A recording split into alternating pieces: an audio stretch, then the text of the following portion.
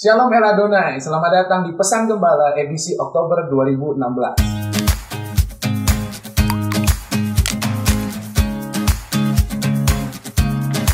Hari ini kita akan berbicara tentang menjadi jemaat yang dewasa secara rohani, bukan cuma secara usia, tetapi iman dan kerohanian kita harus menjadi dewasa. Kita akan lihat dalam kitab 1 Korintus pasal yang ketiga, ayat 1 sampai ayat yang keempat yang berbicara demikian. Dan aku saudara-saudara, pada waktu itu tidak dapat berbicara dengan kamu seperti dengan manusia rohani, tetapi hanya dengan manusia duniawi yang belum dewasa dalam Kristus. Susulah yang kuberikan kepadamu bukanlah makanan keras, sebab kamu belum dapat menerimanya, dan sekarang pun kamu belum dapat menerimanya, karena kamu masih manusia duniawi. Sebab jika di antara kamu ada iri hati dan perselisihan, bukankah hal itu menunjukkan bahwa kamu manusia duniawi dan bahwa kamu hidup secara manusiawi? Karena jika seorang berkata, aku dari golongan Paulus, dan yang lain berkata, aku dari golongan Apolos, bukankah hal itu menunjukkan bahwa kamu manusia duniawi yang bukan rohani? Dari ayat yang sudah kita baca sama-sama, kita bisa belajar ada 3 poin yang menyebabkan seseorang tidak menjadi dewasa secara rohani. Nah, saya berharap saudara yang mendengar klip ini, saudara yang mendengar video ini, saudara akan mengubah cara pandang saudara, saudara akan mengubah hati dan pikiran saudara, supaya kita bisa bersama-sama menjadi jemaat yang dewasa di dalam Tuhan. Yang pertama kita lihat, yang membuat jemaat tidak menjadi dewasa adalah ketika mereka tidak bisa menerima makanan yang keras. Ketika mereka hanya mau susu, ketika mereka hanya mau makanan yang ringan, ketika jemaat tidak mau ditegur, ketika jemaat tidak mau diberikan teguran yang keras, maka saat itulah jemaat tidak bisa menjadi dewasa. Saya berdoa sungguh-sungguh kita semua yang mendengar video ini, terima ketika kita ditegur, terima ketika firman Tuhan datang keras bagi kita.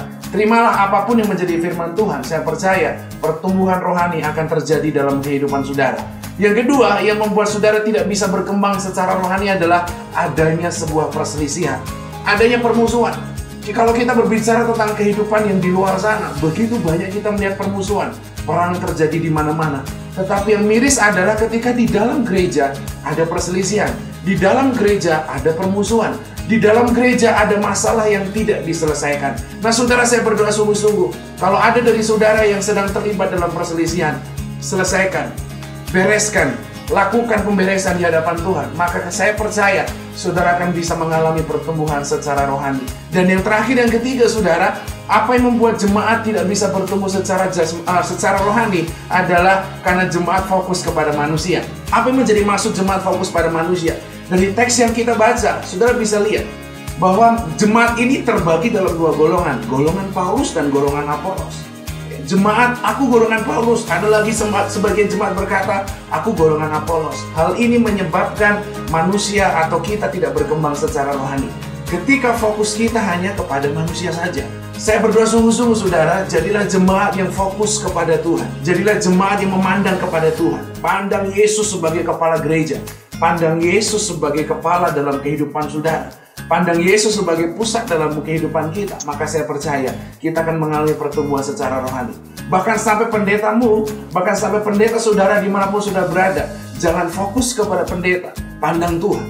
Pandanglah Tuhan, maka saudara akan mengalami pertumbuhan secara rohani. Saudara akan mengalami kedewasaan secara rohani. Saya akan tutup dengan ini, saudara. Gereja butuh bayi-bayi rohani. Gereja butuh anak-anak rohani. Tetapi kalau semuanya anak-anak rohani, maka gereja akan terasa begitu gaduh. Gereja akan terasa begitu ramai. Dan saya berdoa sungguh-sungguh, kita mengalami sebuah pendewasaan rohani. Yang pertama, saudaraku, ya, kalau yang kita sudah pelajari bagaimana dewasa secara rohani, terima makanan keras. Yang kedua, jangan ada perselisihan. Dan yang ketiga, fokuslah kepada Tuhan. Saya percaya jemaat di tempat ini akan menjadi jemaat yang dewasa secara rohani. Tuhan Yesus memberkati, dan selanjutnya kita dengarkan news kita untuk minggu ini.